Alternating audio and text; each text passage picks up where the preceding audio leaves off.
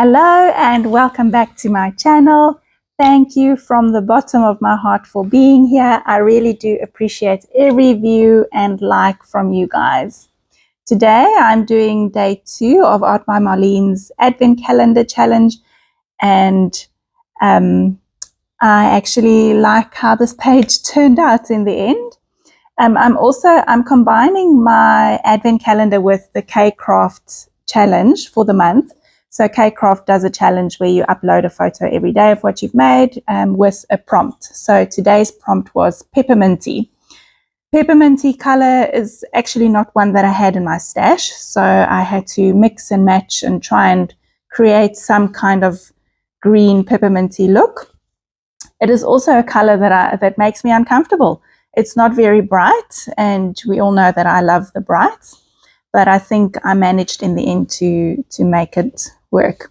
So I've started off with like a sagey color, and I think it's called aquamarine, and they're both from Iris acrylics. And I've just covered the as a base layer on my page. I've just covered that because I wasn't sure if I was going to do reductive stenciling, and of course I don't gesso my pages, so I use that base layer as a primer for my page. First I went in with my favorite little dotty stencil from last year's Advent calendar, and I've mixed a couple of greens and whites and blues together to try and achieve a minty color. Then I've got another stencil from last year's calendar, and I'm just using that little section at the top there with the tiny dots on for now. And I've just lightened that color a little bit more with, I think I've added some blue in there. And now I'm going to go in with an older stencil that I've got in my stash. These are all Art by Marlene stencils. And I'm just doing a reductive stenciling with white. I really love using the stencil with white. I think it just adds such a dramatic effect. It's really pretty. I love the reveal when I lift the stencil up. So I'm doing that in 3 spots, just to create some balance in for the eye, just to lead the eye across the page. Then I took out this little girl from the Paper Elements collector's book, and I've decided to call her Little Miss Pepperminty because of the pepperminty prompt on Kcraft's page. I'm just cutting off the excess, making sure I've got the little bits in between the hair and the head out, so you can still see the background through there. So Marlene's Paper Elements collector's book actually doesn't have a white border around all of the elements, which is fantastic. Most of the time you can just use them as is without having to do the extra trimming. But I think because of the border was a little bit darker than my background, so I chose to just trim it off a bit.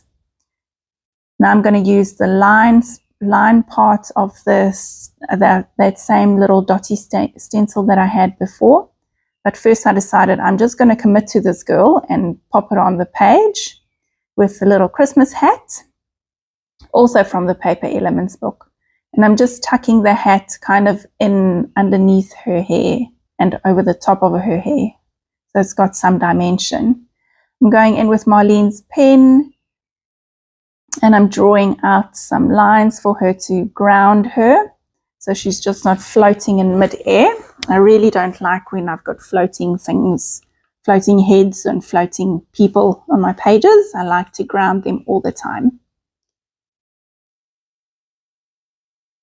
Okay, so I wasn't quite sure where I was going with this page. As I've said before in one of my videos, I'm not a Christmassy person, so doing Christmas kind of pages is quite a challenge for me. So I decided, okay, well, pepperminty, I always think that they've got red and white stripes on those peppermint cane sweeties. So I'm going in with some red and white stripes. This is not a red though. It's called, I think it's called Primary Magenta, and it's from Amsterdam Acrylic. So it's got like a pink, it's more pink. I think if you had to use Marlene's paints, it would be Kissy in her range. It's a nice bright pink that's quite dark. And I'm just cleaning up all the bits where I went over the stencil. Okay, now I'm just going in with that same pink paint, and I'm going into her hat and her dress, and I'm making it more pink than red, just so everything matches on the page. They all look like they belong together. So on camera it's very subtle, but in real life you can actually make out that it's more pink than red. Now I'm going to try and put some dimension into the little bubbles that I've put on there. So I'm going to go in with my pink again, the primary magenta, and I'm just darkening the bottom left side of each bubble. Then I'm going to go in with a light pink paint pen and smudge it on the top. So I'm putting it down, and then I'm going to smudge it with my finger every time, just to blend it in a little bit. And you can already see that there's some dimension happening, and they are starting to look a little bit like bubbles. And now I'm going to add a little white highlight on each one. But first, I'm fixing the border to make it look like a candy cane.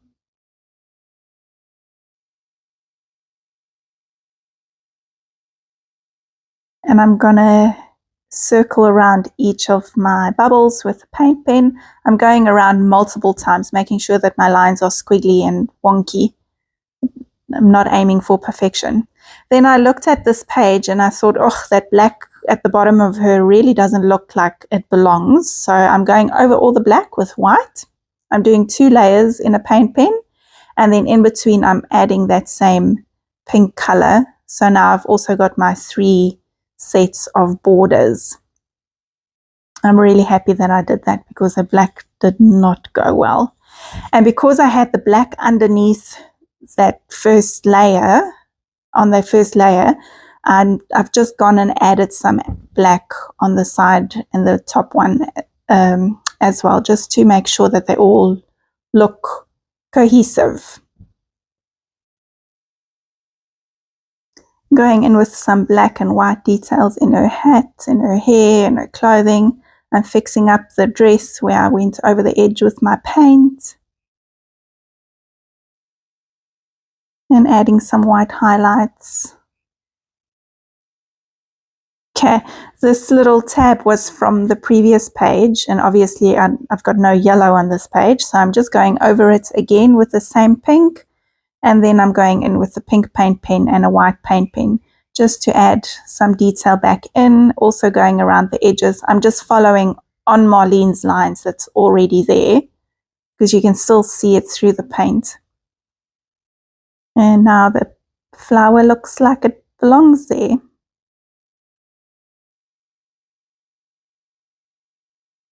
Okay, for day 2, we got these cute little quotes in our little envelope, and I thought, okay, this girl looks jolly, so I'm choosing the quote, "It is the season to be jolly," and I was back and forth about black or white, but in the end I thought that the black looked better. And I'm just chopping it up into little pieces so it can spread over both my pages. So these pages aren't the same spread, they're 2 like different sections, but they come together in my book. So just to try and connect them a little bit more, I'm spreading the quote out over both pages. So now when I'm going to page through my book, I'll know that it's 1 page. And at the bottom there, I'm just writing her name, Little Miss Pepperminty. And I'm going around the bottom of her dress and arms and head just with my Stabilo all pencil, and I'm water activating that just to make a shadow around her. That way she also doesn't look like she's just plonked on, but she looks like she belongs there, and it's helping her pop out from the page. The Stabilo all pencil is life-changing. If you do not have one, I can highly recommend you get one. You can water it down and really control your shadow lines with it. I've got this very chunky glitter blue paint in my stash, and I thought that her hat needs some sparkles. So that's what I'm doing there.